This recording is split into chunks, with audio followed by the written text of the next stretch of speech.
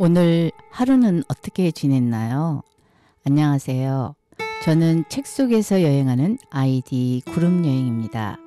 이 시간에 우리가 같이 여행할 글귀는 책 제목 존 윌리엄스 장편소설 지은이 존 윌리엄스 스토너 존 윌리엄스 존 에드워드 윌리엄스는 1922년 8월 29일 텍사스주 클락스빌에서 태어났으며 1942년부터 1945년까지 미국 공군 소속으로 중국, 버마, 인도에서 복무했다. 윌리엄스는 덴버 대학교에서 학사학위와 석사학위를, 미주리 대학교에서 박사학위를 받은 뒤 1954년에 덴버 대학교로 돌아와 30년 동안 문학과 문해 창작을 가르쳤다. 오로지 밤뿐, 도살자의 건널목, 스토너, 아우구스투스 등 총 4편의 소설과 2권의 시집을 발표했으며 영국 르네상스 시대 시선집을 편집했다. 아우구스투스로는 내셔널 북 어워드를 수상하기도 했다.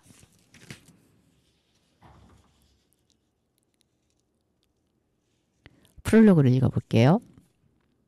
1965년에 출간된 이 소설은 거의 50년이 흐른 뒤에야 미국이 아닌 유럽에서 베스트셀러 반열에 올랐다. 주인공만큼이나 참을성이 많은 작품이라고나 할까. 하지만 스토너의 삶은 누군가의 지적처럼 실패에 더 가깝다고 볼 수도 있다.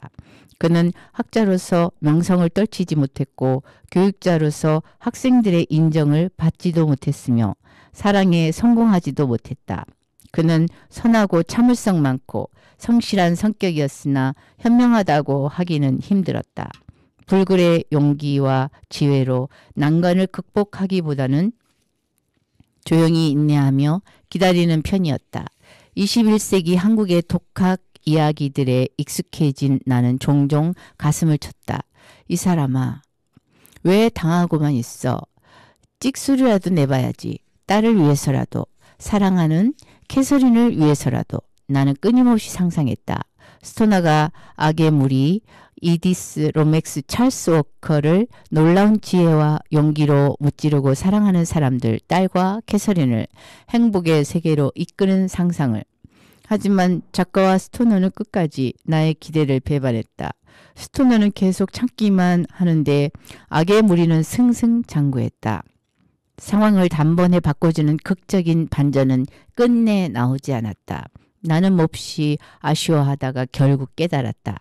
독한 삶이든 화려한 삶이든 스토너처럼 인내하는 수수한 삶이든 마지막에 남는 질문은 똑같다는 것. 그는 죽음을 앞둔 병상에서 같은 질문을 몇 번이나 되낸다. 넌 무엇을 기대했나? 스토너의 삶이 애잔하지만 그를 섣불리 실패자로 낙인 찍을 수 없는 것은 바로 이 질문 때문이다. 그는 삶을 관조하는 자였다. 오랜 세월이 흐른 뒤 거울 앞에 선 누이처럼 그가 자신의 실수 또는 남의 잘못으로 인해 겪는 고난은 누구나 살면서 몇 번이나 겪게 마련인 고난의 사례일 뿐이다. 여기에 작가가 인터뷰에서 했다는 말이 완전히 새로운 시각을 제시해 주었다. 나는 그가 진짜 영웅이라고 생각합니다. 이 소설을 읽는 많은 사람들이 스토너의 삶을 슬프고 불행한 것으로 봅니다. 하지만 내가 보기에 그의 삶은 아주 훌륭한 것이었습니다. 그가 대부분의 사람들보다 나은 삶을 살았던 것은 분명합니다. 자신이 하고 싶은 일을 하면서 그 일에 어느 정도 애정을 갖고 있었고 그 일에 의미가 있다는 생각도 했으니까요. 이렇게 볼 수도 있구나 싶었다. 이런 시각에서 보면 스토너의 삶은 행복하다. 우리들 중에 자기가 좋아하는 일을 하면서 끝까지 애정을 잃지 않는 사람이 과연 얼마나 될까? 그래서 작가 윌리엄스는 이 소설을 슬프다고 생각하는 독자의 반응에 오히려 놀랐다고 한다. 몇 주 전 어느 날 오후에 내 원고를 타자기로 쳐주고 있는 학생에게 다가갔더니 15장의 타이핑을 마무리하면서 눈물을 줄줄 흘리고 있었다. 그 아이를 영원히 사랑해줘야겠다. 하하. 우리나라 독자들은 이 작품을 과연 어떻게 받아들일지 궁금하다. 나처럼 가슴을 칠까? 작가처럼 스토너를 영웅으로 볼까? 하지만 어느 쪽이든 이 소설을 끝까지 읽고 나면 저마다 생각에 잠길 수밖에 없을 것 같다. 나는 과연 내 인생에서 무엇을 기대했나? 무엇을 기대하고 있나? 하고 자꾸 독하고 그악스러운 이야기에 익숙해지고 있는 우리에게는 이런 성찰이 무엇보다 필요하다. 본문을 읽어보겠습니다. 월리엄 스토너는 1910년 19의 나이로 미주리 대학에 입학했다. 8년 뒤 제1차 세계대전이 한창일 때 그는 박사 학위를 받고 같은 대학의 강사가 되어 1956년 세상을 떠날 때까지 강단에 섰다. 그는 조교수 이상 올라가지 못했으며 그의 강의를 들은 학생들 중에도 그를 조금이라도 선명하게 기억하는 사람은 거의 없었다.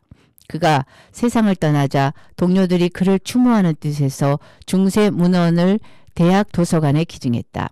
이 문헌은 지금도 희귀 서적관에 보관되어 있는데 명판에는 다음과 같이 적혀 있다. 영문과 교수 월리엄 스토너를 추모하는 뜻에서 그의 동료들이 미주리 대학 도서관에 기증. 가끔 어떤 학생이 그 이름을 우연히 발견하고 월리엄 스토너가 누구인지 무심히 생각해 볼 수도 있겠지만 그 이상 호기심을 충족시키려고 애쓰는 경우는 거의 없다.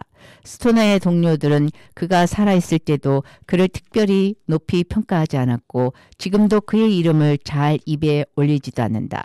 노장 교수들에게 스토너의 이름은 그들을 기다리는 종말을 일깨워주는 역할을 하고 젊은 교수들에게는 과거에 대해 아무것도 일깨워 주지 않고 동질감을 느낄 구석도 전혀 없는 단순한 이름에 불과할 뿐이다. 스토너는 1891년에 미주리주 중부 분빌 마을 근처의 작은 농가에서 태어났다. 미주리 대학이 있는 컬럼비아에서 약 40마일 떨어진 곳이었다. 그가 태어났을 때 그의 부모는 젊은 나이였지만 아버지는 25살, 어머니는 겨우 20살. 어렸을 때부터 그에게 부모는 항상 늙은 사람이었다. 아버지는 30살 때 이미 50살처럼 보였다. 노동으로 인해 몸이 구부정해진 아버지는 아무 희망 없는 눈으로 식구들을 근근히 먹여 살리는 척박한 땅을 지그시 바라보곤 했다. 어머니는 삶을 인내했다. 마치 생애 전체가 반드시 참아내야 하는 긴 한순간에 불과하다고 생각하는 것 같았다. 어머니의 눈은 색이 연하고 흐릿했으며 뒤로 똑바로 빗어넘겨 틀어올린 가느다란 반백의 머리카락 때문에 눈 주위의 잔주름이 한층 도드라져 보였다. 월리엄 스토너는 자신이 기억하는 아주 어린 시절부터 집안일을 거들어야 했다. 6살 때는 앙상하게 마른 암소들의 젖을 짜고 집에서 몇 야드 떨어진 우리로 가서 돼지들에게 먹이를 주고 껑충한 닭들이 낳은 작은 달걀을 가져오는 일을 맡았다. 집에서 8마일 떨어진 시골 학교에 입학한 뒤에도 그의 하루는 새벽부터 밤까지 이런저런 일들로 채워져 있었다. 이런 일들의 무게 때문에 그는 17살 때 이미 어깨가 구부정해지기 시작했다. 자식이라고는 월년밖에 없어 쓸쓸한 분위기를 풍기는 집에서 식구들을 묶어주는 것은 힘겨운 농사일 뿐이었다. 저녁이 되면 세 식구는 등유 램프 한 개로 불을 밝힌 작은 부엌에 앉아 노란색 불꽃을 물끄러미 바라보았다. 저녁 식사를 하고 나서 잠자리에 들기 전까지 대략 1시간 동안 들리는 소리라고는 대개 등받이가 높고 딱딱한 의자에서 식구 중 누군가가 지친 듯 몸을 움직이는 소리, 낡은 집 어딘가에서 목재가 작게 삐걱거리는 소리뿐이었다. 집은 대략 정사각형 모양이었으며 칠을 하지 않아 맨살이 드러난 포치와 출입문 주위의 목재들은 축 늘어져 있었다. 오랜 세월 동안 이 집은 마른 땅의 색깔을 닮아갔다. 그래서 회색과 갈색 바탕에 하얀색 줄무늬가 있는 것 같은 모양이 되었다. 집안 한편에는 길게 자리 잡은 거실과 부엌이 있었는데 거실의 가구라고는 딱딱한 의자들과 나무 토막을 잘라서 만든 탁자 몇 개가 전부였고 식구들은 함께하는 얼마 안 되는 시간 중 대부분을 부엌에서 보냈다. 그 맞은편에 있는 두 침실에는 각각 하얗게 색칠한 철제 침대, 딱딱한 의자 하나, 램프와 세수대야가 놓여있는 탁자 하나가 있었다. 칠을 하지 않은 바닥 널은 간격이 고르지 않았고 낡아서 갈라진 틈새로 끊임없이 먼지가 새어 들어왔기 때문에 매일 스토너의 어머니가 비지를 했다. 스토너는 집에서 하는 허드렛 일보다 조금 덜 피곤한 허드렛 일을 하듯이 학교에서 공부를 했다. 1910년에 고등학교를 마쳤을 때 그는 자신이 밭일을 더 많이 맡게 될 것이라고 생각했다. 달이 갈수록 아버지가 점점 더 굼뜨고 약해지는 것 같았기 때문이다. 하지만 늦봄의 어느 날 저녁 아들과 함께 하루 종일 옥수수 밭을 갈고 들어온 아버지가 부엌에서 아들에게 말을 꺼냈다. 이미 저녁 식탁은 치워진 뒤였다. 지난주에 군청에서 사람이 다녀갔다. 윌리엄은 둥그런 식탁 위에 매끈하게 펼쳐진 빨간색과 하얀색 체크무늬의 식탁보를 바라보다가 시선을 들었다. 하지만 말은 하지 않았다. 컬럼비아에 있는 대학교에 새로운 학교가 생겼다구나. 농과대학이라든가? 너를 거기에 보내라고 하더라. 4년이 걸린다면서. 4년. 윌리엄이 말했다. 돈이 드나요? 숙식비는 네가 일해서 충당하면 된다. 아버지가 말했다. 네 어머니 사촌이 컬럼비아 바로 외곽에 살고 있으니까 책값이나 여기저기 드는 돈은 내가 한 달에 2, 3달러씩 보내줄 수 있다. 윌리엄은 식탁보 위에 양손을 펼쳤다. 식탁보가 램프 불빛을 받아 흐릿하게 빛났다. 그는 집에서 15마일 떨어진 붕빌 너머로는 가본 적이 없었다. 목소리가 갈라질 것 같아서 그는 침을 꼴꺽 삼켰다. 아버지, 혼자 여기 일을 하실 수 있어요? 그가 물었다. 네 어머니랑 둘이서 어떻게든 할 수 있을 거다. 저 위쪽에 밀을 심으면 일이 좀 줄어들겠지. 윌리엄은 어머니를 바라보았다. 어머니는? 어머니가 단조로운 목소리로 말했다. 아버지 말씀대로 해라. 정말로 제가 가는 게 좋다고 생각하세요? 그가 물었다. 반쯤은 아니라는 대답을 바라는 듯한 말투였다. 정말로 그렇게 생각하세요? 아버지가 앉은 채 자세를 바꿨다. 그리고 못이 박힌 두툼한 손가락들을 바라보았다. 손가락에 갈라진 살갗 속에 흙이 어찌나 깊이 박혀 있는지 씻어도 깨끗해지지 않았다. 그는 양손을 깍지 끼고 기도하듯이 탁자에서 위로 들어올렸다. 나는 평생 이렇다 할 만한 학교 교육을 받은 적이 없어. 그가 자신의 손을 바라보며 말했다. 6학년을 마친 뒤 농사일을 시작했지. 젊었을 때는 학교 교육을 대수롭지 않게 생각했으니까. 하지만 지금은 잘 모르겠다. 해가 갈수록 땅은 점점 건조해져서 농사짓기가 힘들어지기만 하는 것 같다. 내가 어렸을 때처럼 땅이 기름지지 않아. 군청 사람 말로는 농사를 짓는 새로운 방법들이 있다더구나. 대학에서 그런 걸 가르친대. 어쩌면 정말 그런지도 모르지. 가끔 밭일을 하다가 드는 생각이 있는데. 그가 잠시 말을 멈췄다. 깍지 낀 손가락에 점점 힘이 들어가더니 두 손이 식탁 위로 툭 떨어졌다. 무슨 생각이냐면 그는 자신의 손을 향해 험상궂은 표정을 짓더니 고개를 저었다. 돌아오는 가을에 대학에 들어가거라. 여긴 너희 어머니랑 내가 알아서 할 테다. 아버지가 이렇게 길게 말한 적은 처음이었다. 그해 가을에 스토너는 컬럼비아로 가서 농과대학 1학년생으로 등록했다. 컬럼비아에 올 때 그는 시어스 앤 로벅의 우편 카탈로그를 보고 주문한 검은색 브로드클로스 양복을 가져왔다. 어머니가 달걀을 팔아 번 돈으로 사준 옷이었다. 아버지가 입던 낡은 외투. 그가 한 달에 한 번씩 분빌에 있는 감리교회에 갈 때 입던 파란색 서지 바지, 하얀 셔츠 2장, 갈아입을 작업복 2벌. 아버지가 가을에 밀을 수확해서 갖기로 하고 이웃에서 빌려온 현금 25달러도 가져왔다. 아침 일찍 아버지와 어머니가 농사를 지을 때 쓰는 노새가 끄는 집마차로 그를 분빌까지 데려다 주었고 그는 거기서부터 도보로 학교를 향해 출발했다. 가을이지만 아주 더운 날이었다. 분빌에서 컬럼비아까지 가는 길에는 흙먼지가 풀풀 날렸다. 그가 걷기 시작한 지 거의 1시간쯤 되었을 때 물건들을 실은 수레가 옆으로 다가오더니 마부가 수레에 타겠느냐고 물었다. 그는 고개를 끄덕이고는 수레에 올랐다. 써지바지는 무릎까지 벌건 흙먼지로 뒤덮였고 햇빛과 바람에 갈색으로 그을린 얼굴에도 흙먼지가 두텁게 엉겨 있었다. 길에서인 흙먼지에 땀이 섞인 탓이었다. 한참 동안 수레를 타고 가면서 그는 계속 어색하게 바지의 먼지를 쓸어내고 모래빛깔의 생머리를 손가락으로 빗어내렸다. 그런데도 머리카락은 머리통에 얌전히 붙어 있으려고 하질 않았다. 두 사람은 오후 늦게 컬럼비아에 도착했다. 마부는 도시 외곽에 스토너를 내려준 뒤 높게 자란 느릅나무의 그림자가 드리워진 건물들을 가리켰다. 저기가 대학일세. 자네가 다닐 학교가 바로 저기야.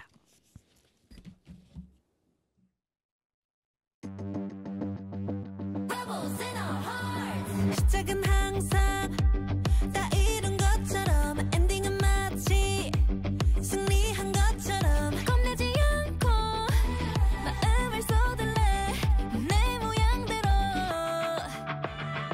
이제 더 이상 신경 쓰지 않아 어디에서도 내 맘을 지키기 All but then 자유에 맡겨둘래 내게 될 거니까 So you can love me, hate me.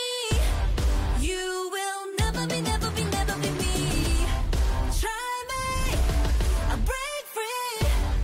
You will never be, never be, never be me. We are rebels in our hearts, rebels in our hearts. We are rebels in our hearts. We are rebels in our hearts. 꺾이지 않아.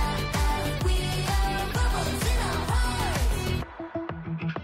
너는 어디가 조금 부족해 너는 거기가 뭔가 좀 넘쳐 I don't care 모든 말은 참 쉽지 그래 실행이 어려운 거야 Do it, move it, do it 우린 그냥 할게 내 갈 길은 멀고 그 위에는 드라마가 있어 저 외로움이 너무 길어지는다면 그 맘을 쏘아 올려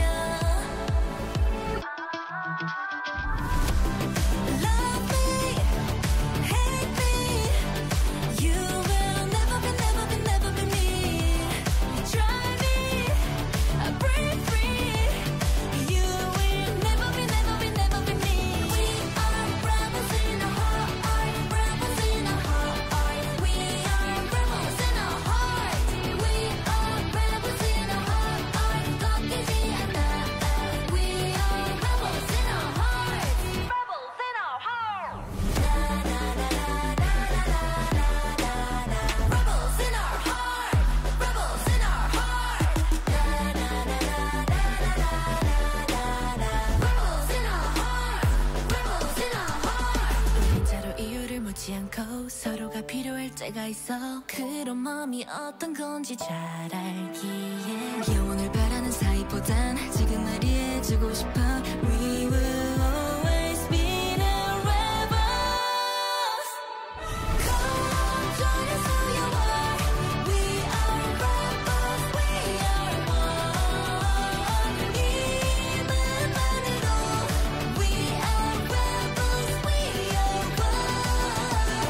We are rebels in our hearts, rebels in our hearts. We are rebels in our hearts. We are rebels in our heart. 꺾이지 않아.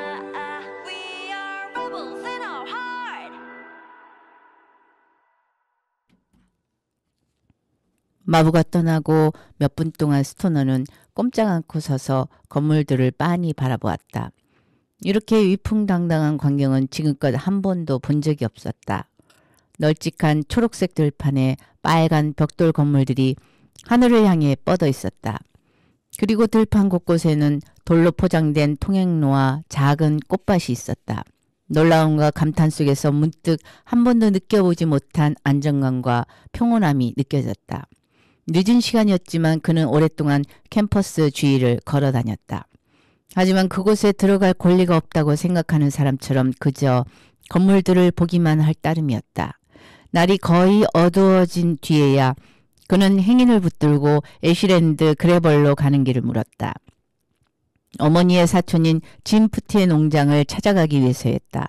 그는 그곳에서 일을 하기로 되어 있었다. 그가 앞으로 살게 될 2층짜리 하얀 목조가옥에 도착한 것은 날이 어두워진 뒤였다.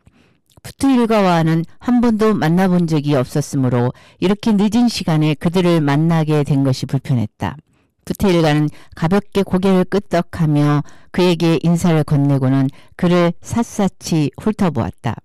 그렇게 잠시 스토너를 문간에 어색하게 세워둔 뒤 짐 푸트가 그에게 손짓하며 작고 어두침침한 거실로 들어오라고 했다. 거실에는 지나치게 속을 채워 넣은 가구들이 가득하고 흐릿하게 반짝이는 탁자들 위에는 장식품들이 북적거렸다. 스토너는 의자에 앉지 않았다. 저녁 식사는? 푸트가 물었다. 안 먹었습니다. 스토너가 대답했다. 푸트 부인이 집게손가락을 구부려 그에게 따라오라고 손짓하더니 타박타박 발소리를 내며 나갔다. 스토너는 그녀의 뒤를 따라 여러 개의 방을 통과해서 부엌으로 들어갔다. 푸트 부인이 그에게 식탁을 가리켰다. 그러고는 우유병과 차가운 옥수수빵 여러 쪽을 앞에 놓아주었다. 그는 우유를 한 모금 마셨지만 마음이 들뜬 탓에 입이 바짝 말라서 빵을 먹을 수 없었다. 푸트가 부엌으로 들어와 아내와 나란히 섰다. 몸집이 작아서 키가 5피트 3인치 약 160cm를 넘지 않을 듯 했고 얼굴은 갸름했으며 콧날이 날카로웠다. 아내는 그보다 키가 4인치 약 10cm는 더 크고 몸집도 있었다. 눈은 무태안경에 가려져 있고 얇은 입술에는 힘이 들어가 있었다. 두 사람은 우유를 조금씩 마시는 스토너를 굶주린 눈으로 지켜보았다. 아침에 가축들한테 물과 먹이를 주고 돼지한테도 먹이를 주라. 푸트가 속사포처럼 빠르게 말했다. 스토너는 멍한 표정으로 그를 바라봤다. 네? 그게 네가 아침에 할 일이야. 푸트가 말했다. 학교에 가기 전에 할 일. 저녁에는 가축들에게 먹이를 주고 달걀을 가져오고 소젖을 짜라. 시간이 나면 장작도 패고 주말에는 내가 무슨 일을 하든 날 도와야 한다. 네, 스토너가 말했다. 푸트는 잠시 그를 유심히 살펴봤다. 대학이라니. 그는 이렇게 말하면서 고개를 절레절레 흔들었다. 스토너는 9개월 동안 숙식을 해결하는 조건으로 가축들과 돼지에게 먹이와 물을 주고 달걀을 가져오고 소젖을 짜고 장작을 팼다. 그 밖에 밭도 갈고 그루터기도 파냈으며 겨울에는 3인치 두께로 얼어붙은 땅을 파야만 했다. 푸트 부인이 버터를 만들 때 우유를 젓는 일도 했다. 목재 교육이가 우유 속에서 첨벙첨벙 오르락 내리락 하는 동안 푸트 부인은 엄격한 표정으로 마음에 든다는 듯 고개를 주걱거리며 그를 지켜보았다. 그에게 배정된 2층 방은 예전에 창고로 쓰던 곳이었다.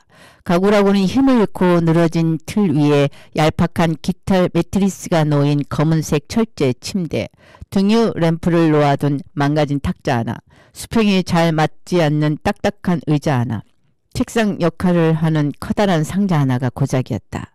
겨울에는 바닥을 통해 조금씩 올라오는 아래층의 온기가 전부라서 그는 해진 퀼트 이불과 담요로 몸을 감싸고 자칫 책장이 찢어지지 않게 곱은 손을 후 불어가며 책장을 넘겼다. 그는 대학 공부도 농장 일을 도울 때처럼 즐거움도 괴로움도 없이 철저하게 양심적으로 했다. 1학년 말에 그의 평균 성적은 비학점에 조금 미치지 못하는 정도였다. 그는 점수가 더 낮지 않은 것을 기뻐했을 뿐 점수가 더 높지 않은 것을 걱정하지는 않았다. 자신이 전에는 알지 못하던 것을 배웠음을 알고는 있었지만 그의 점수가 그에게 의미하는 것은 2학년 때에도 1학년 때처럼 해낼 수 있을 가능성이 있다는 정도에 불과했다. 1학년을 마친 여름방학 때 그는 아버지의 집으로 돌아가 농사를 도왔다. 한 번은 아버지가 학교는 마음에 드느냐고 물어봤는데 그는 마음에 든다고 대답했다. 아버지는 고개를 끄덕이더니 다시는 그 이야기를 입에 올리지 않았다. 윌리엄 스토너는 방학을 마치고 2학년 공부를 위해 학교로 돌아온 뒤에야 비로소 자신이 대학에 온 이유를 깨닫게 되었다. 2학년이 된 그는 캠퍼스에서 친숙한 인물이 되어 있었다. 계절과 상관없이 그의 옷차림은 언제나 똑같은 검은색 브로드클로스 양복, 하얀 셔츠, 스트링 타이였다. 웃저고리 소매가 짧아서 손목이 불쑥 튀어나와 있고 바지자락도 어색하게 겉돌았다.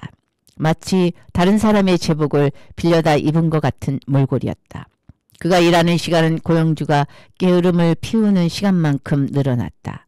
저녁에는 방에서 꼼꼼하게 숙제를 하느라 많은 시간을 보냈다.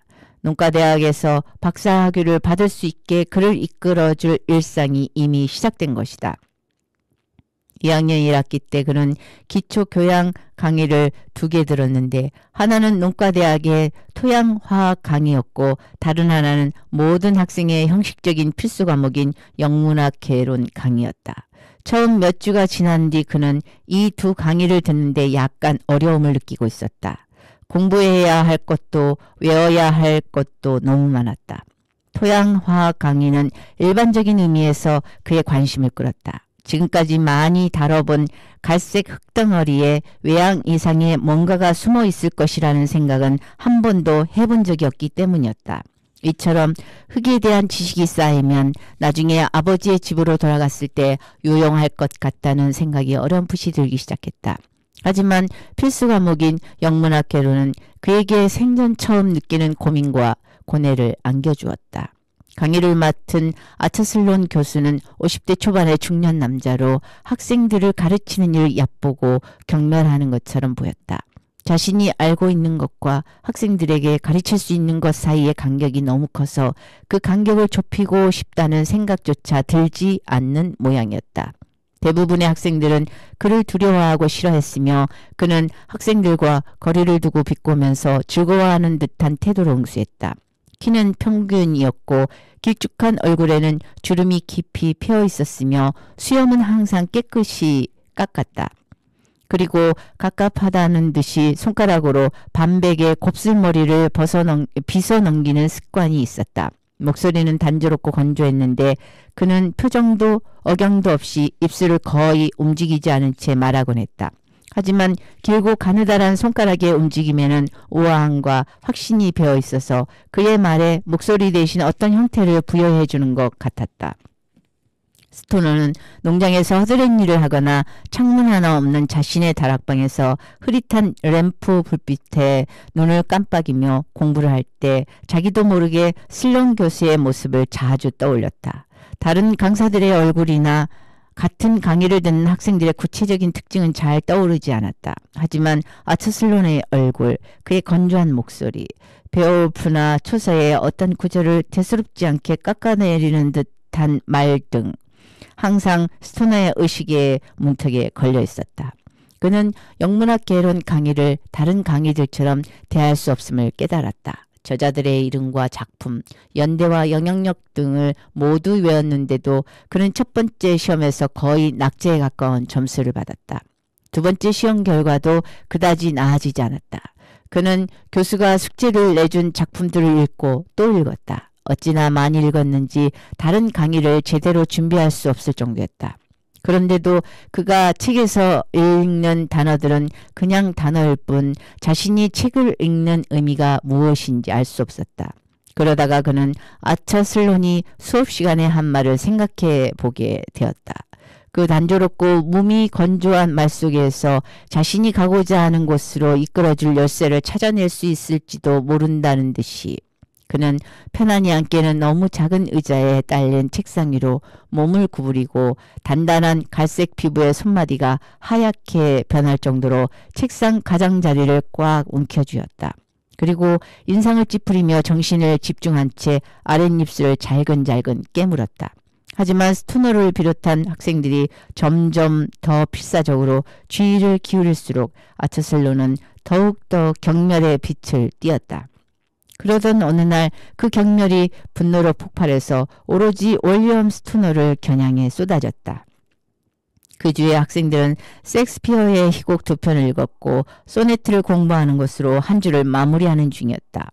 학생들은 신경이 곤두서서 곤혹스러워하고 있었으며 교탁 뒤에 구부정하게 서서 자신들을 바라보는 교수와 자신들 사이에 떠도는 긴장감에 반쯤 겁에 질려 있었다. 슬로는 조금 전 73번째 소네트를 학생들에게 큰 소리로 읽어주었다. 지금 그의 눈은 강의실 안을 이리저리 두리번거리고 있었고 굳게 담은 입술은 전혀 즐겁지 않은 미소를 띠고 있었다. 이 소네트의 의미가 뭐지? 그가 불쑥 이렇게 묻더니 냉정한 표정으로 강의실 안을 둘러보았다. 학생들에게 아무런 가망이 없다는 사실을 거의 즐기는 것처럼 보이기도 했다. 율버군. 율버군은 대답하지 않았다. 슈미트군. 누군가가 기침을 했다. 슬로는 밝게 반짝이는 검은 눈으로 스토너를 바라봤다. 스토너군. 이 소네트의 의미가 뭐지? 스토너는 침을 꼴꺽 삼키고 입을 열려고 노력했다. 이것은 소네트야. 스노터군. 슬론이 건조한 목소리로 말했다. 14행으로 이루어진 시라는 얘기지. 이런 시의 양식은 틀림없이 자네도 이미 외우고 있을 것이라고 확신하네. 이 시는 영어로 되어 있는데 이건 자네가 오랫동안 사용해온 언어지. 저자는 월리엄 셰익스피어, 이미 세상을 떠났는데도 몇몇 사람의 머릿속에서 여전히 중요한 위치를 차지하고 있는 시인일세. 그는 잠시 스토너를 바라보다가 무심하게 변해버린 눈으로 학생들 너머의 어딘가에 막연히 시선을 고정시켰다. 그리고 책을 보지 않은 채 다시 시를 읊었다. 단어들을 구성하는 소리와 시의 리듬이 한순간이나마 그 자신이 되기라도 한 것처럼 그의 목소리가 깊고 부드러워졌다. 이어진 침묵의 순간에 누군가가 헛기침을 했다. 슬로는 이 시를 다시 읊었다. 이번에는 그의 목소리가 평소처럼 단조롭게 변했다. 그대 이것을 알아차리면 그대의 사랑이 더욱 강해져 머지않아 떠나야 하는 것을 잘 사랑하리. 슬론의 시선이 윌리엄 스토너에게 되돌아왔다. 그가 건조한 목소리로 말했다. 셰익스피어가 300년의 세월을 건너뛰어 자네에게 말을 걸고 있네. 스토너군. 그의 목소리가 들리나? 윌리엄 스토너는 자신이 한참 동안 숨을 멈추고 있었음을 깨달았다. 그는 부드럽게 숨을 내쉬면서 허파에서 숨이 빠져나갈 때마다 옷이 움직이는 것을 세심하게 인식했다. 그는 슬론에게서 시선을 떼어 강의실 안을 둘러보았다. 창문으로 비스듬히 들어온 햇빛이 동료 학생들의 얼굴에 안착해서 마치 그들의 안에서 나온 빛이 어둠에 맞서 퍼져나가는 것처럼 보였다. 한 학생이 눈을 깜빡이자 가느다란 그림자 하나가 뺨에 내려앉았다. 햇빛이 뺨의 솜털에 붙들려 있었다. 스토너는 책상을 꽉 붙들고 있던 손가락에서 힘이 빠지는 것을 느꼈다. 그는 손을 이리저리 돌려보며 그 갈색 피부에 감탄하고 뭉툭한 손끝에 꼭 맞게 손톱을 만들어준 그 복잡한 메커니즘에 감탄했다. 작고 작은 정맥과 동맥 속에서 섬세하게 박동하며 손끝에서 온몸으로 불안하게 흐르는 피가 느껴지는 듯다. 슬론이 다시 말했다. 셰익스피어가 자네에게 뭐라고 하나? 스토너군. 이 소네트의 의미가 뭐지? 스토너가 내키지 않는 듯 천천히 눈을 들었다. 이 소네트의 의미는... 그는 이렇게 말하고 나서 허공을 향해 양손을 살짝 들어 올렸다. 맞춰 슬론의 모습을 찾고 있는 자신의 눈이 흐릿하게 변하는 것을 느꼈다. 이 소네트의 의미는... 그는 다시 말했지만 하려던 말을 끝마칠 수 없었다. 슬론이 호기심에 찬 표정으로 그를 바라보다가 갑자기 고개를 끄덕이며 말했다. 오늘 수업은 이상. 그러고 나서 그는 어느 누구에게도 시선을 주지 않은 채 몸을 돌려 강의실 밖으로 나갔다. 윌리엄 스토너는 투덜거리며 자리에서 일어나 밖으로 나가는 주위 학생들을 거의 의식하지 못했다. 그들이 나간 뒤로도 몇 분 동안 그는 꼼짝 않고 앉아서 자기 앞에 좁은 바닥너를 빤히 바라보았다. 바닥널은 그가 결코 볼 수도 없고 알 수도 없는 학생들의 부산한 발길에 닿아서 니스칠이 완전히 벗겨진 상태였다. 그는 그 바닥 위에 자신의 발을 미끄러뜨리며 나무가 신발바닥에 닿는 거친 소리를 듣고 가죽을 통해 느껴지는 거친 질감을 느꼈다. 그러다가 자리에서 일어나 천천히 밖으로 나갔다. 늦가을의 쌀쌀함이 그의 옷 속으로 파고들었다. 주위를 둘러보자 창백한 하늘 아래 둥글게 말리거나 비틀려 있는 나무들의 벌거벗은 가지가 보였다. 수업에 들어가려고 서둘러 캠퍼스를 가로지르는 학생들이 그를 스치고 지나갔다. 그들이 중얼거리는 소리, 돌로 포장된 길에 신발이 또각또각 닿는 소리가 들리고 추위에 발갛게 변한 채 가벼운 산들 바람을 피해 수그린 얼굴들을 보았다. 그는 호기심에 차서 그들을 바라보았다. 마치 그들을 처음 보는 사람처럼. 그들이 자신과 아주 멀지만 또한 아주 가까운 존재인 것 같았다. 그는 이런 느낌을 간직한 채 서둘러 다음 강의에 들어갔다. 토양화학 교수가 강의를 하는 동안에도 필기하고 외워야 할 내용을 불러주는 단조로운 목소리에 맞서 그 느낌을 간직했다.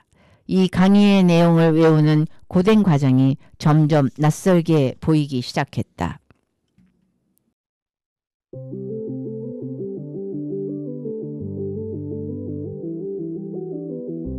Call us what we are, toxic from the start. Can't pretend that I was in the dark. When you met my friends, didn't even try with them. I should've known it then that you were jealous and possessive. So manipulating, honestly impressive. You had me participating. Back then when I was running out of your place, I said I never wanna see your face. I meant I couldn't wait to see it again. We were toxic till the end. It's even when I said it was over, you hurt. Baby, can you pull me in closer? You were plotting how to stay in my head. We were toxic till the end. Ladies and gentlemen, I present to you the X. His favorite game is chess. Who would ever guess? Playing with the pieces in my chest. Now he's on the screen, I'm saying don't leave. You saw that line from me cause you're just jealous and possessive. So manipulating, honestly impressive. You had me participating. Back then when I was running out of your place, I said I never wanna see your face. I meant I couldn't wait to see it again. We were toxic till the end. It's even when I said it was over, you hurt. Baby, can you pull me in closer? You were plotting how to stay in my head. We were toxic till the end.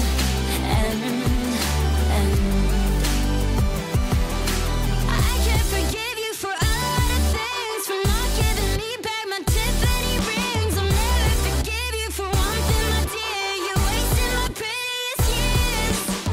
Back then when I was running out of your place, I said I never wanna see your face. I meant I couldn't wait to see it again. We were toxic. It's even when I said it was over, you hurt. Baby, can you pull me in closer? You were plotting how to stay in my head. We were toxic till the end. We were toxic till the end.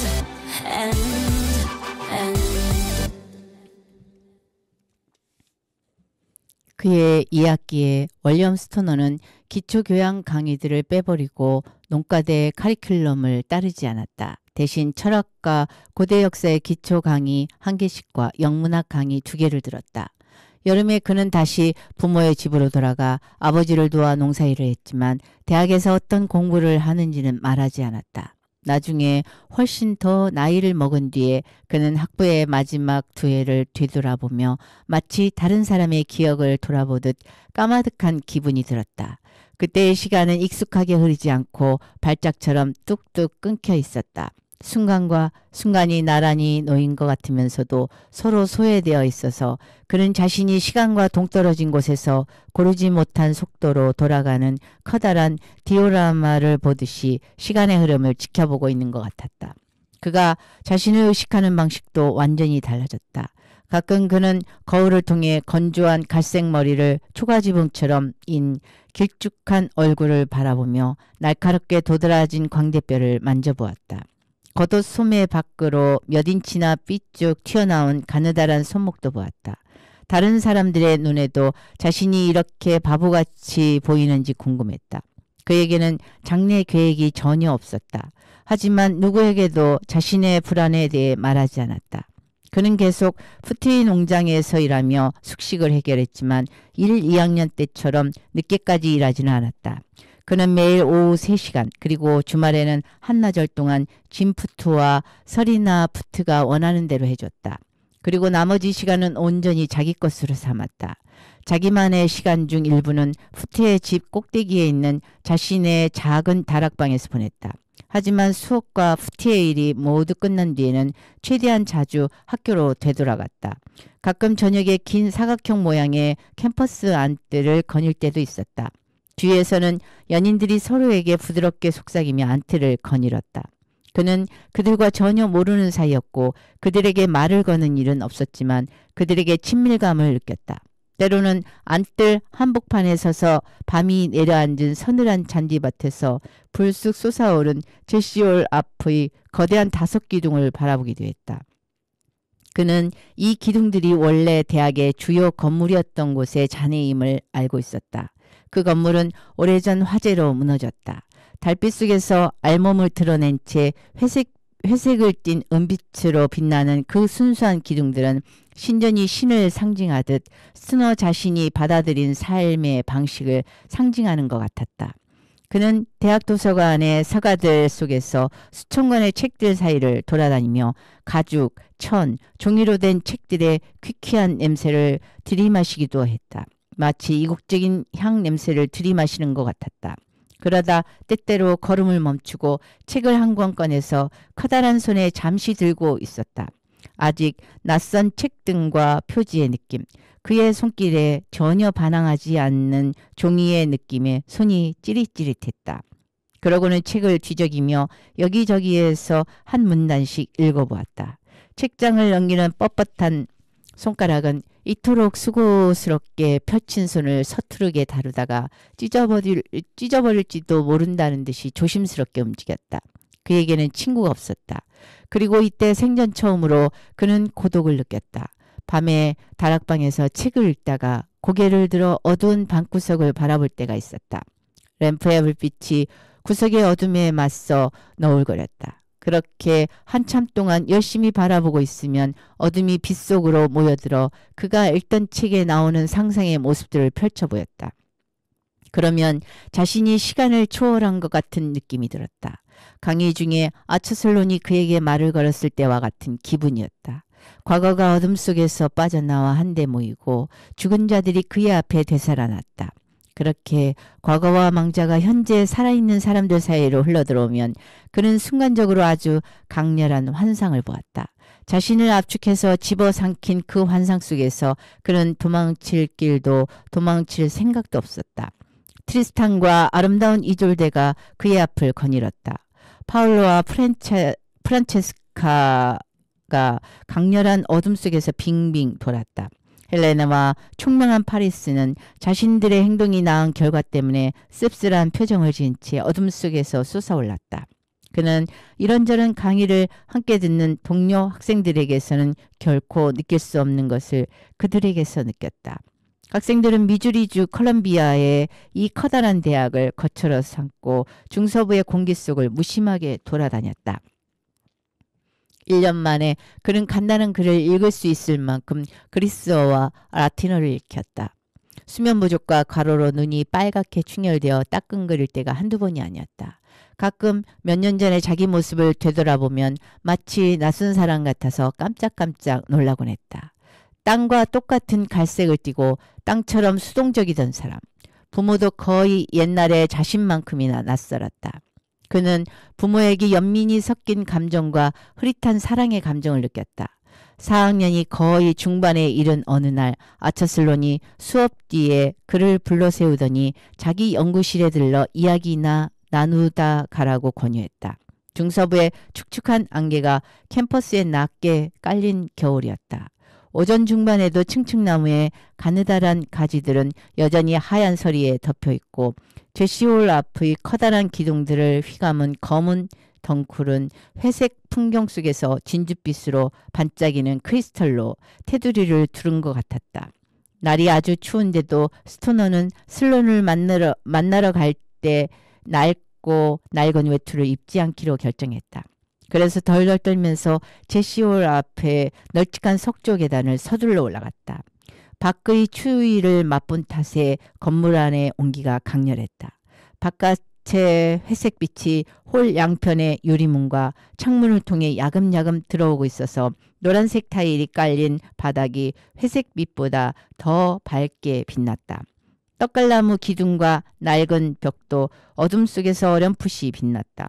발이 바닥에 닿을 때마다 바람 빠지는 소리가 나고 웅성거리는 목소리들은 광대한 공간 속에서 낮게 잦아들었다.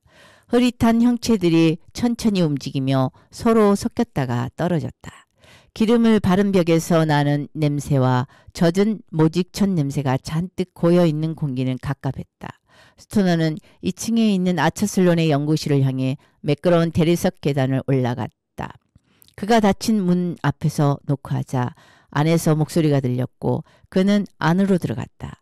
길고 좁은 연구실에 빛이라고는 단 하나뿐인 맨 끝의 창문에서 들어오는 빛밖에 없었다. 천장까지 높게 이어진 선반들에는 책이 가득했다. 창문 근처의 틈새에 끼듯이 놓인 책상에 빛을 받아 윤곽만 어둡게 보이는 아처슬론이 반쯤 몸을 돌린 채 앉아 있었다. 스토너군.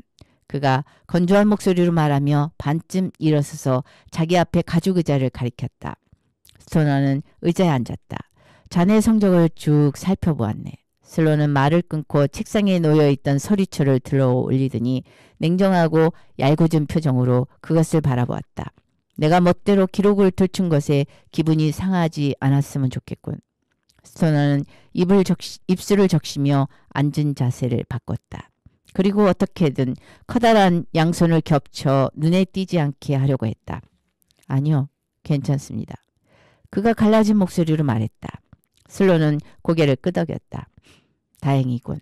기록에는 자네가 원래 농가대생으로 입학했는데 2학년 때 문학 쪽으로 방향을 바꾼 것으로 되어 있네. 맞나? 맞습니다. 스토너가 말했다. 슬로는 의자에 등을 기대고 높은 곳에 위치한 작은 창문으로 들어온 사각형 모양의 빛을 지그시 올려다보았다. 그리고 손가락 끝을 톡톡 마주치며 자기 앞에 뻣뻣하게 앉아있는 청년에게 다시 시선을 돌렸다. 내가 자네를 만나자고 한 공식적인 이유는 자네에게 처음에 학과를 버리고 다른 학과를 선택하겠다는 의도를 밝히고 정식으로 수속을 밟아야 한다고 알려주는 것일세. 학생과에 가면 대략 5분 만에 처리될 일이지. 자네가 알아서 처리하게. 알았나? 알겠습니다. 스토너가 말했다. 하지만 자네도 짐작했다시피 내가 자네더러 여기에 들르라고 한 진짜 이유는 그것이 아니야. 내가 자네에게 장래 계획을 좀 더 자세히 물어봐도 괜찮겠나? 괜찮습니다, 교수님. 스토너가 말했다. 그는 거의 뒤틀릴 정도로 단단히 모아진 자신의 양손을 바라보았다. 슬로는 아까 책상 위에 다시 놓아둔 서리철에 손을 댔다.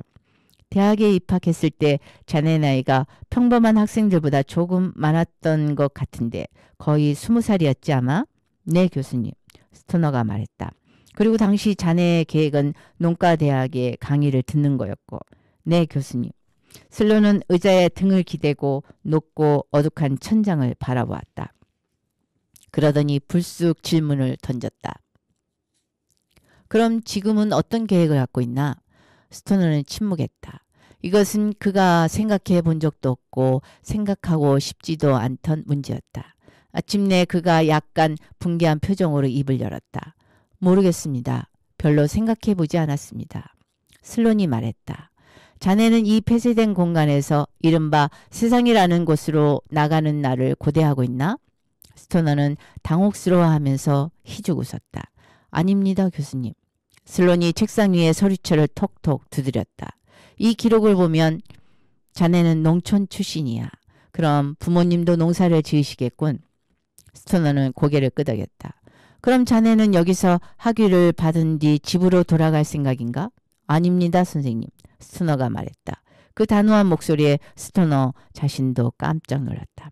자신이 갑자기 그런 결정을 내렸다는 사실이 놀라웠다. 슬론이 고개를 끄덕였다. 진지한 문학도라면 자신의 지식이 흙을 다루는데 딱히 적절하지 않다고 생각할 수도 있겠지. 저는 돌아가지 않을 겁니다. 스토너가 슬론의 말을 듣지 못한 사람처럼 말했다. 하지만 정확히 무엇을 하게 될지는 잘 모르겠습니다. 그는 자신의 손을 바라보며 그 손을 향해 말했다. 대학 과정이 이렇게 빨리 끝나서 올해 말이면 학교를 떠나게 되리라고는 미처 생각하지 못했습니다. 슬론이 무심하게 말했다. 물론 자네가 반드시 이곳을 떠나야 할 필요는 없네. 자네한테는 아직 혼자서 살아갈 수단이 없는 것 같은데. 스토너는 고개를 끄덕였다. 자네의 학부 성적은 아주 뛰어나네. 다만 그가 눈썹을 짓뜨며 빙긋 웃었다. 다만 2학년 때 영문학 개론 강의만 빼고 나머지 영문학 강의에서 모두 A학점을 받았지. 어디서도 B학점 이하의 점수를 찾아볼 수 없네. 졸업 후 1년 정도만 버틸 수 있다면 자네는 틀림없이 성공적으로 석사 과정을 마칠 수 있을 거야. 그러고 나면 10중 8구 강의를 하면서 박사 과정을 밟을 수 있겠지. 자네가 관심을 갖고 있다면 그렇다는 말이지만. 스토너는 뒤로 물러났다. 무슨 말씀이십니까? 이렇게 묻는 그의 목소리에 두려움 같은 것이 배어 있었다. 슬론은 앞으로 몸을 기울여 얼굴을 가까이 들이댔다. 스토너는 길고 갸름한 슬론의 얼굴에 난 주름들이 조금 옅어지고 상대를 조롱하는 듯한 건조한 목소리가 부드럽고 무방비하게 변하는 것을 알 수 있었다. 모르겠나? 스토너군? 슬론이 물었다. 아직도 자신을 모르겠어? 자네는 교육자가 될 사람일세. 갑자기 슬론이 아주 멀게 보였다. 연구실의 벽들도 뒤로 물러난 것 같았다. 스토너는 자신이 허공에 떠 있는 것 같은 기분이 들었다. 질문을 던지는 자신의 목소리가 들렸다. 정말이십니까? 정말이지. 슬론이 부드럽게 말했다. 그런 걸 어떻게 하시죠? 어떻게 확신하십니까? 이건 사랑일세, 스토너군. 슬론이 유쾌한 표정으로 자네는 사랑에 빠졌어. 아주 간단한 이유지. 그렇게 간단한 일이라니. 그는 자신이 슬론을 향해 고개를 끄덕이며 뭔가 앞뒤가 맞지 않는 이야기를 하는 것을 인식했다. 그러고는 일어나서 연구실을 나왔다. 입술이 근질거리고 손끝에는 감각이 없었다. 그는 잠든 사람처럼 몽롱한 기분으로 복도를 걸었지만 주위의 것들을 똑똑히 인식하고 있었다. 복도에 광택이 나는 나무 벽들을 스치듯이 지나갈 때는 나무의 온기와 유구한 세월이 느껴지는 것 같았다. 천천히 계단을 내려갈 때는 자기 발밑에서 조금 떨어진 곳에서 미끄러지듯 지나가는 것만 같은 차가운 대리석 계단에 감탄했다. 홀에서는 작게 웅성거리는 소리들 속에서 학생들 각자의 목소리가 또렷하게 구분되고 그들의 얼굴이 친밀하게 동시에 낯설게 느껴졌다. 그는 제시홀에서 오전 풍경 속으로 나갔다. 이제는 캠퍼스가 회색 풍경에 짓눌려 있는 것처럼 보이지 않았다. 캠퍼스가 그의 시선을 밖으로 위로 이끌어 하늘을 향하게 했다. 그는 아직 이름을 알 수 없는 가능성을 바라보듯이 하늘을 바라보았다. 1914년 6월 첫째 주에 윌리엄 스토너는 60명의 청년들 및 소수의 젊은 숙녀들과 함께 미주리 대학에서 문학사 학위를 받았다.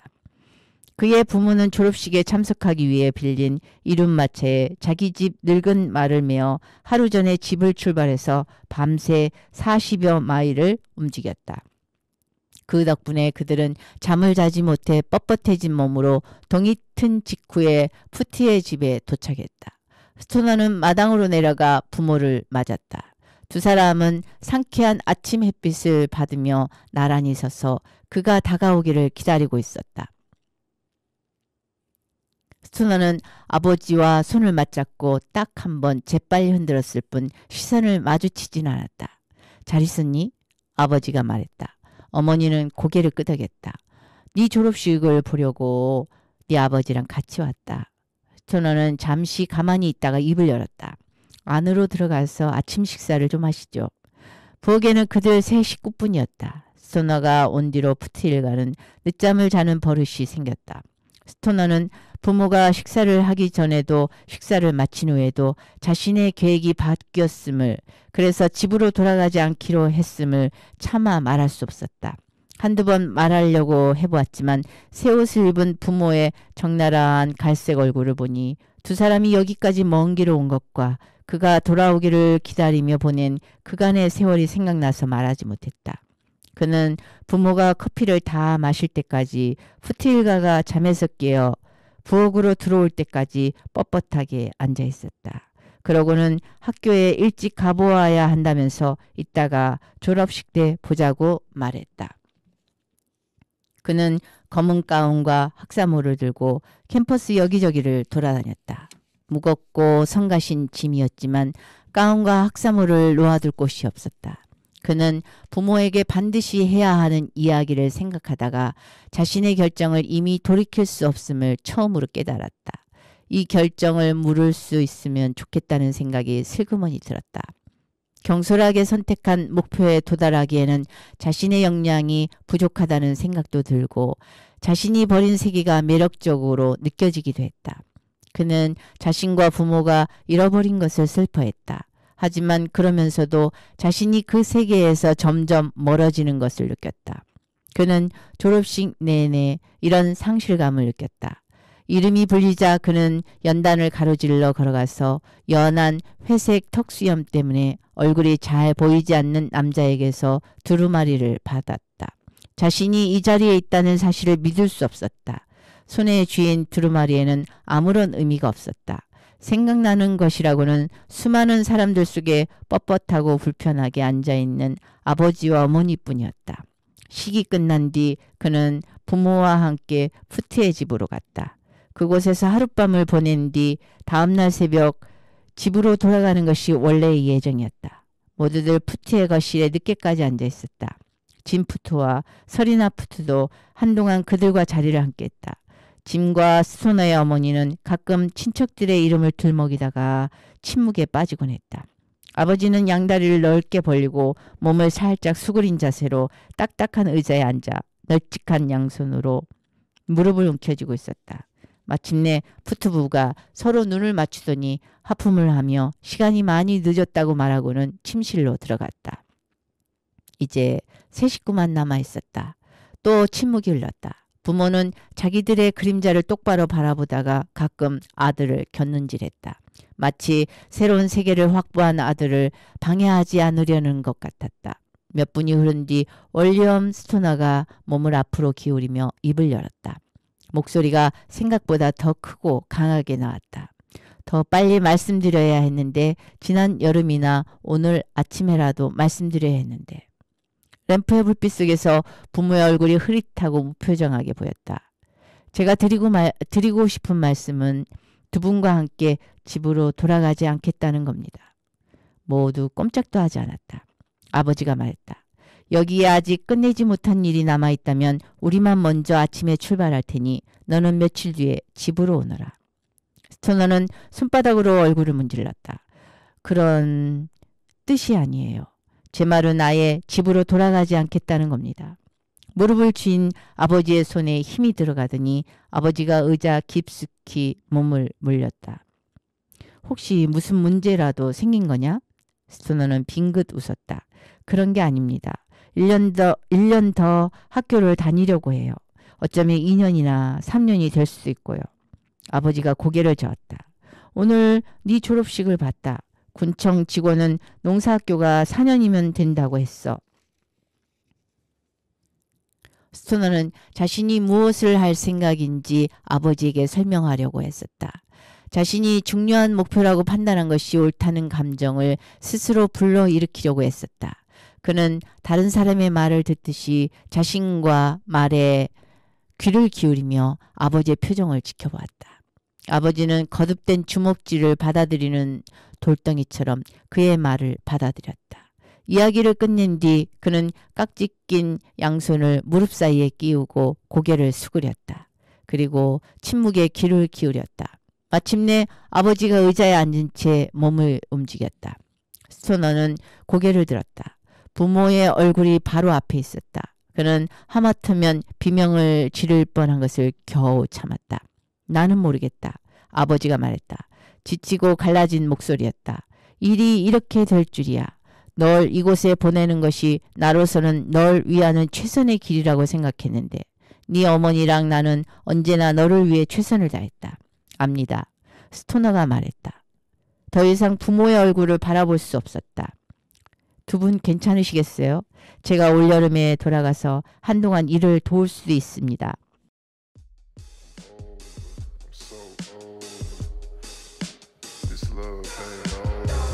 Fight me, fight me, fight me. You made me so unlike me. I don't wanna talk on behind me. Now you ain't the one, but you might be. Who sent you? Who sent you? Who sent you? Who sent you round again? I'm so shady. I don't really mind when you pay me. When I sit I go crazy. I ain't gonna lead you, hate me. Who sent you? Who sent you? Who sent you? Who sent you round? You say it's over, but I keep fucking with you. And every time I do, I wake up with this love ain't over. You got me pouring for two. I swore I'd never do it again until you came over. I started lying at you, and every time I do, I wake up with this love ain't over. I swear I'll never do it again. Shit, I did it again. Call me back, call me back, call me back. But you know I'm gonna do it again. Yeah, you know I'm gonna do it I had woke up in the days, my sweat was cold, my lip was cracked. I can't leave this bitch, I had to single, double, triple back. She gon' leave me, but she wants to keep me on. What's up with that? I don't even really got time for all that shit right now. I'm a baby father, and all them jokes she told at dinner last night ain't had me dead. I was playing possum, and when I waited around the check, she said let's head to mine. I said okay, awesome. 1 minute we going apart, and next I'm in her apartment, just watching her get naked, and I thinking with my heart. I ain't even really got time for all that shit right now, but if she wanted it right now, then I could meet you there right now. Even though you barely even drink, we hardly even spoke, but I know when I wake up that I'm still gon' feel a hangover, babe. but I keep fucking with you. And every time I do, I wake up with this love ain't over. You got me pouring for two. I swore I'd never do it again until you came over. I started lying at you, and every time I do, I wake up with this love hangover. I swear I'll never do it again.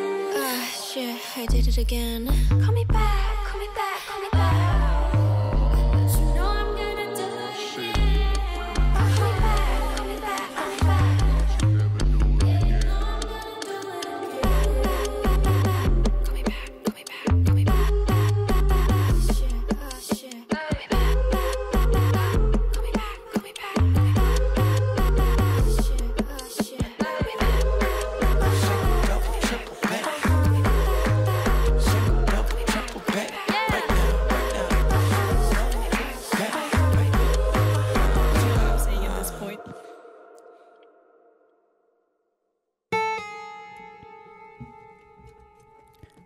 책 제목 스토너 지은이 존 윌리엄스. 오늘 글읽기 여행은 어땠나요? 다른 날의 또 다른 구름 여행을 기대하며 이제 몽글몽글 뭉게구름에서 내려오겠습니다.